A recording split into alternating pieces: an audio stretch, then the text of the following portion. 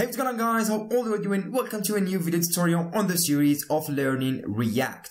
So yeah, in this particular tutorial we are going to jump directly into Flux. So we're gonna learn what is Flux, why it is very important for any React developer to know about, and why it is very also important for small applications. So Flux is kind of like a technique for React in order to make components, like multiple components, know about each other, which means so they can exchange the data between each other. Let's say another like second component, which is a child component, gets some kind of an effect or something like an on-click event, and he wants to submit it into the main component. So how to do that? How to exchange the data? He wants to like submit or send the data into the main component, so the main component can receive it and, I don't know, work with it, render it or something like this. But without Flux, we won't be able to do that, but only using Flux. There's also what is called Redux. So Flux and Redux are not the same thing. For Redux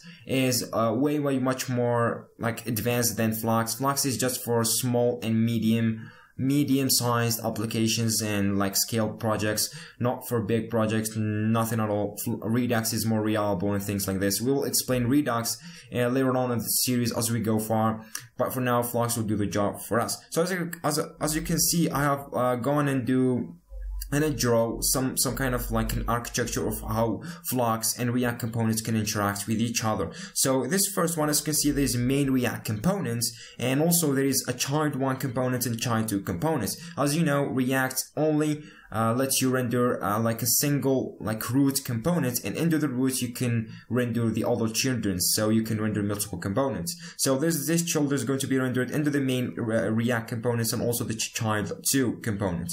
So let's say like a child 1 component has triggered an event. So let me like I'm working on a child 2, I'm seeing like a login box or something, I click on that and I need to submit an event. Now I'm logged in, or I'm having the credentials, like I'm having the username and the password. How I can transmit this into the main React components? So there is actually a way for doing that. You can use a method or something, but it's not that flexible at all. So how Flux let us or make us or would be able, or actually let us do that, is like let the child component submit an event. So he sent it to the Flux store, then the Flux store submits another event, and he tells the main React components that we have received an event, and he gives it the data that he has received from the child components 1 or any like other child components. Also, we can receive and send data between the components, the first component and the second component, or any other components are connected to each other using the Flux store. So Flux, it's the main idea behind Flux is you create a store and you keep your state on this store. So your all application state is going to be existent or is gonna live into this store, and whenever something is changed, it is gonna like submit an event, and the other component is gonna know or listen for this event, then they're gonna just react depending on this particular state change, and so on and so forth. So this is how we make it a little bit more easier for us to interact between components and exchange data respectively. So also, as you can see, there's a diagram down here. There's like a components and a store, and from the step 1, what you do is trigger an event with custom data. So let's say like child components 1 want to send the data into the main React components, so he triggers an event, and how he triggers is using the Flux store. So Flux store has gonna give him like a method or something to trigger that data. So he's gonna trigger this data, is gonna just jump right into the the main React components, and just main React component is going to listen for this event and receive the data. So this data is going to go from the child components 1 into the Flux store, then from the Flux store to the main React components, and so on and so forth. You can use this for any other components or 2 components you want to exchange the data between back and forth, or like multiple components, or however you want to use it. But this is like the main idea behind Flux and React components. Now let's go ahead and like implement that in a very, very basic way. As you can see here, we have been like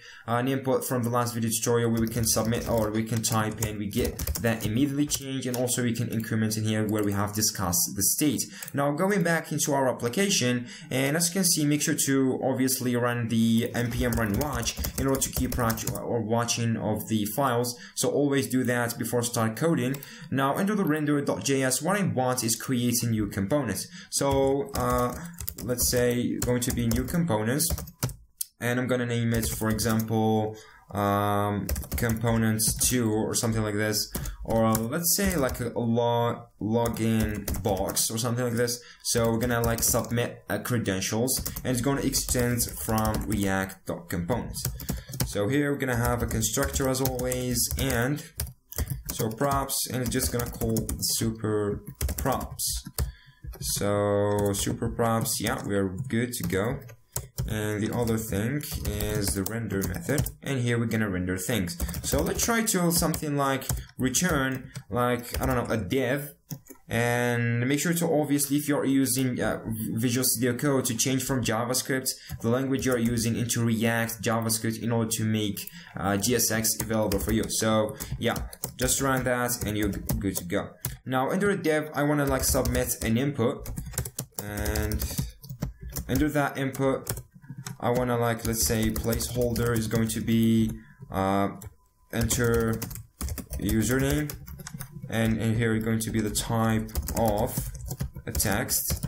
If you should be familiar with how actually HTML elements works, and we're gonna have another component or another input pretty much, and gonna have a placeholder of enter password. Okay, and this is not going to be a text, it's going to be a password or something, since you want to hide your password from thieves. And for example, we're going to have a label in HTML4, doesn't really matter. Okay, just going to give it enter your username, and let me just copy this for winning the time, and enter your password. So yep, or no, we need to change this to password. So now what we want behind, or what is like the main idea behind creating new components in here and doing it like a login box, what I want is when I type the username here and type the password, then I click on the button that I'm going to just create right now, is whenever you click that button, is I want to submit an event, or I want to get this data, like the username and password, on the main components, on the header components over here. So we want to get this data and print it out like a console.log or something. In this particular situation, we don't know about this data. We won't be able to know about this data unless we have created a store. So let me just create that and show you in a second how to create a store. So submit, for example, and it's going to be a button, and you're going to have also a btn-success. And yeah, gonna be like simple as that. Now let's try to on submit. So let's say we want to submit over here, it's gonna accept that, and on the click in here, so you should already like familiar with these events and events handlers and listeners. So we're gonna call this dot on submit, and we're just gonna bind this context. So here we're gonna submit the form, and we're just gonna save this into this dot state. So this dot state, and or pretty much we don't need to do that actually. So we're just gonna save it. We're gonna have this on this particular thing. So also what we need is to use the reference. So we're gonna just reference that. So if you're not familiar with reference, is something like in React actually, where you can reference this particular element, so you can access it from any other method or any other part of your class context. So for the reference here, you give it the input or the elements you want to work with. So just give it an import, give it any name, and it takes a callback, as you can see in here, an ESX, an arrow callback, and here you can say this dot username input equals input. So here later on, if we call this dot username input, we will get this particular element. So why we are doing that? In order to get the data from this text or from this input, so we can retrieve the actual username. So this is like a way for storing So this is like a way for storing the input or for storing an HTML element into this class context so you can access it later on your application. And yeah, we're gonna access, or we're gonna make that available as well under the password, since we're gonna need them, both of them. So pass input. Okay, now we are ready to go. Now what we need is to submit the event. So now if we try to console.log this dot username input dot value, and also this dot pass input dot value, after we fill in something, we will be able to get the actual username and the password that we have typed in. But before that, we need to render the login box. So let me just make this also a capital letter in order to distinguish between a component and a normal method. And here we need to render it. Let's say I'm going to render it at the end over here. So I'm just gonna call it login box, and we are good to go. So this is how you render multiple components. You call it as a normal HTML element, and make sure to type in the name correctly, and you're good to go. Now Control S for saving and bundling everything. Going back, and we should see something in here, but we are not seeing. So yeah, I'm sorry. Let's take a look on the console.log, and we are actually having nothing. And yep, DOM class, did you mean class name? Yeah, I did. So also make sure to use the class name if you have any problems over there. And yeah, let's see. Now, where's the class and the class name? They keep giving me that. Okay.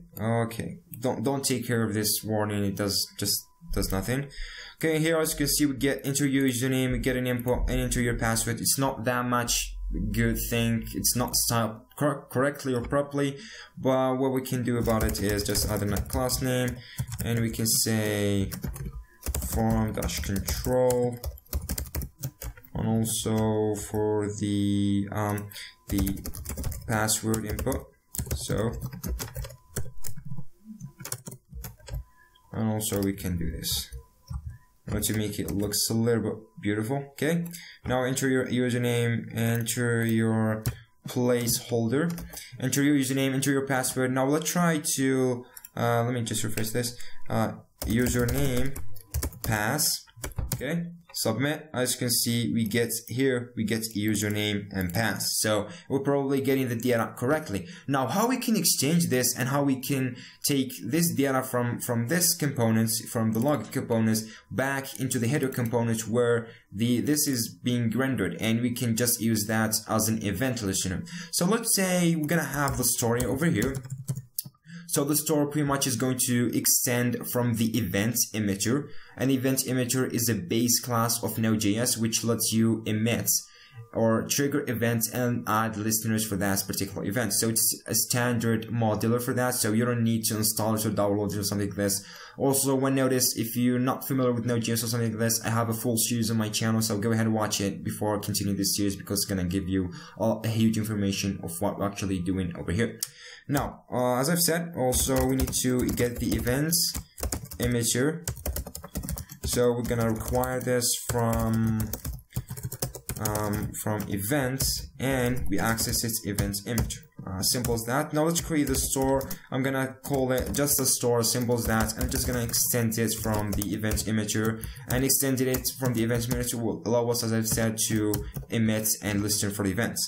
Now we're just gonna call, we don't need a constructor or something like this. So now what we need is like an event to call. So let's call or create a method called init, and this init method is gonna take the username and the password. So username, password, and in this particular username and password, we're gonna send them from the login box over here, and we're gonna emit an event so the header components can listen for this event and receive this username and password data. So how we can do that is just call this.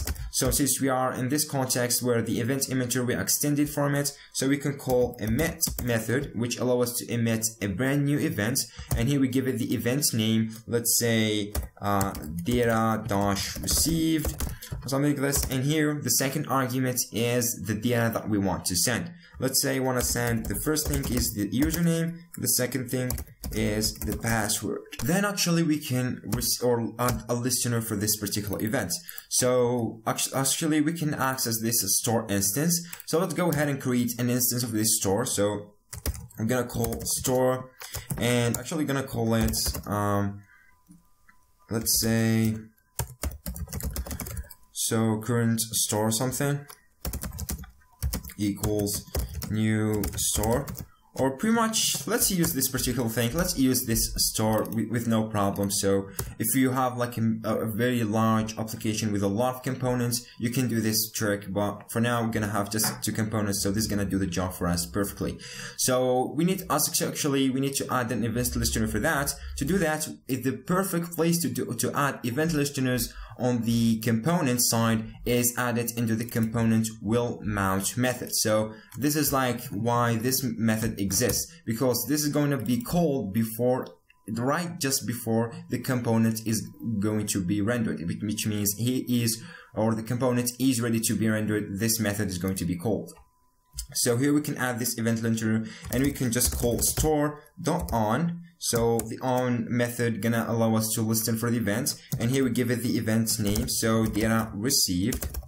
So as you can see, it's the same thing, data received, and here it takes a callback. So callback, we're gonna use just an ESX arrow callback, and it takes 2 arguments, the same thing we have passed in here. The first one is the username, so we're gonna receive the data, and the second one is going to be the password. Now after receiving that, let's say I want to set on my state, so this dot set state, and we are going to set username equals username and password equals password. Okay, now we can get the username into the state, and we're just gonna set the state, then we can render our things. So also make sure that this callback is going to be called when after the header is rendered actually to the DOM and everything is ready. This callback is going to be called because it's just going to be registered and wait for the event to be submitted. Once it is submitted, whenever time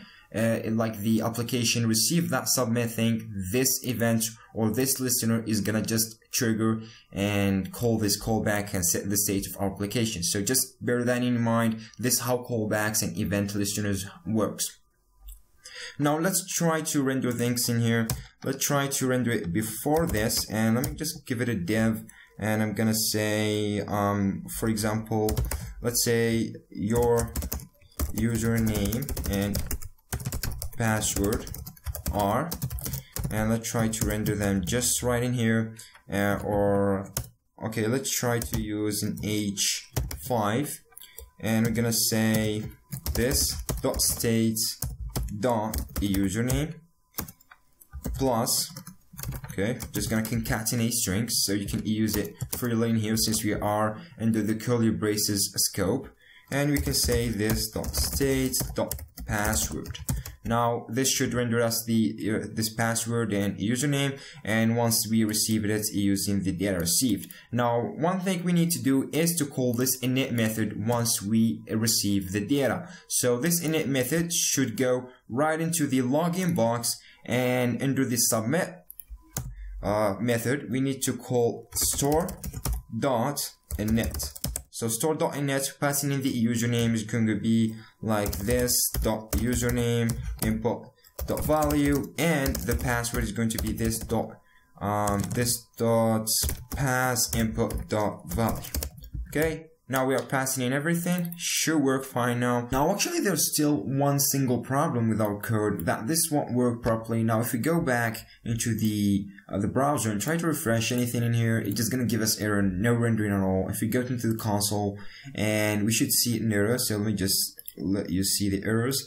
So as you can see, we get require is not defined, and that mainly because we are importing the event emitter from the events, and events like use require, the Node.js require function in order to require other modules in order to make that works. But since here we are only just, if you can go ahead into the browser again, and you can take a look that we're using the file to serve our our file in here, the index.html. What we need to do instead is use a server to serve these files. So we need to call or use some kind of server that is going to serve us these files, and this server needs to use some Node.js in the backend. So Node.js can manipulate our files and compile it using Webpack, of course, and just gonna give us or transpile the require into an ESX statement so it can be used into the browser over here. So that is like a very easy thing to do. All you need to do is go ahead and install the Webpack dev server. So some of you might ask why I didn't do that in the first time when I started this series. It is mainly because like not a simple React application gonna need from you to use a server, because you're gonna do a rendering on the side or client side here. So there's no need for the server unless you need to use some Flux or Redux or something in this particular case. So as I've said, install Webpack dev-server, and yeah, just install it like this. Make sure to grab in the version. Let me just go back into the package.json. As you can see, the Webpack dev server with 1.14. I think like the 2 versions. So there's like Webpack dev server, the second version, which works with the Webpack 4, which is the latest version. Actually, gonna give you an error, like you need to use the CLI or something. So if you get this error, make sure to downgrade into this version, because this version is working pretty much fine.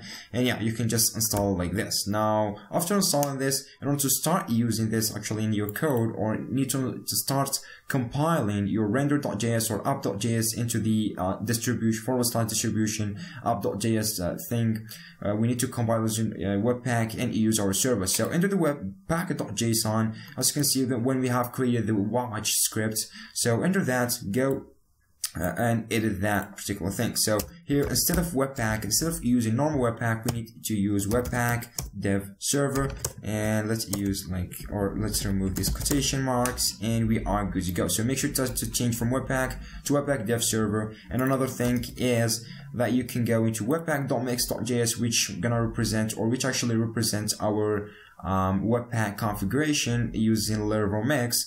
Now, as you can see, we have in here a target to Node. What we need to change it is to web in order to let it transpile the require function into more ES6 import functions. So the require will no longer exist in our code and will work fine for us from now on. Now, everything now should work fine. Make sure to save your pack.json, webpack.mix.js, and now run npm run watch again after stopping it, of course, from the first iteration, since we were using it by compiler files or before that. Now everything, you should see like a server gonna start up using Webpack dev server, and actually pretty much Webpack dev server uses Node.js in the backend to do all of that. So this is like a development server. If you need to like put this on a production server, you're gonna need to use your own server, of course. So now going back, we need to access this link that's like provide us. You can customize this link, but it's gonna do fine for us for now, so we can just use it for now with no problems. And wait for this. As you can see, it's just gonna like use some auto save and auto reload, and app is updated, and as you can see, it give us an error in here.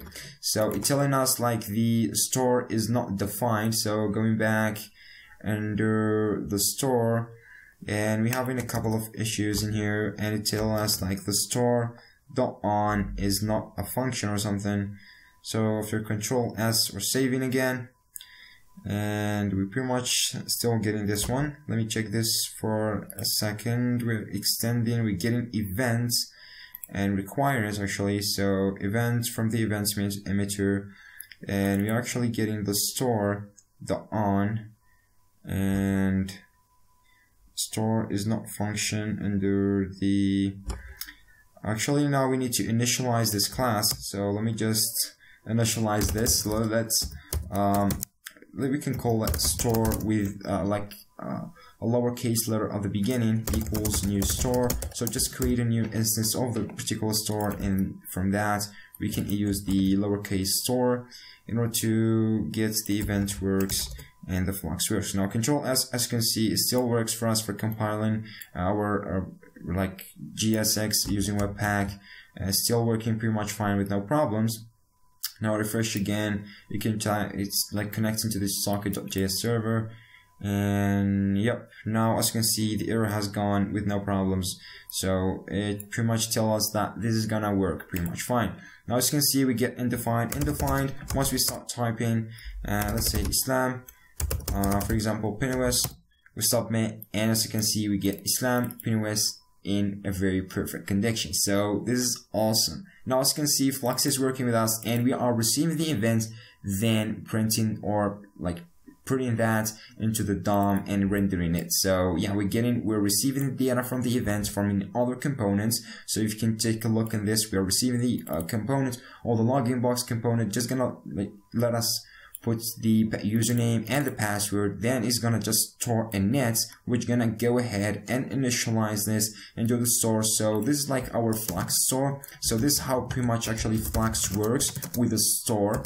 So you just submit an event to it and save data to it, and it's just gonna pretty much work for you very fine. So as you can see, you get a store init, which initialize and sends the username and password. Then from here we can emit a data received event with passing in the username and the password as arguments. Then we can add an event listener whenever we need to listen for this particular event, since we have here the instance. So data received, as you can see, store.on. Here we are adding an event listener for this data dash received particular event, and we are receiving the password and the username. Then here we set the state, which means we are re-rendering and updating our state in here. Then if you go down over here, we're using the state.username and this state.password in order to render things up. So yeah, in a very cool condition. I can just add the R for making things clear and more properly, or making a little bit more prettier over here. So username and password looks a little bit fine. Now as you can see, it works pretty much fine. This is how Flux works in a very basic way. Yeah, of course there is a lot of other conditions or a lot of extending of Flux. So like worse scenarios, you can use more complicated things and more advanced topics of Flux, but this was just the basic thing about Flux, how you can use it with React components in order to exchange and receive data events whenever something has been submitted or something like that. It's just gonna work fine. So username, for example, pass, submit, and as you can see, it still works, right? So you can do a lot of things in here with this particular event emitter and the Flux store, and you can just send, receive events between multiple components, and you can make your application looks way much better and in a more flexible way. So that was actually, guys, for today's tutorial. It was a very basic and was very simple thing. So just cover the Flux and multiple components and how you can render between them. So this is actually how Flux works with a store, submit events, receive events, and add event listener for it. So you can render things properly for your components. So that was actually, guys, again, I will catch you in the next video tutorial where we're actually going to create a real world application using Flux and React and create something really nice. So keep that in your mind, or keep watching, subscribe or something like that. Yeah, I will catch you in the next video tutorial.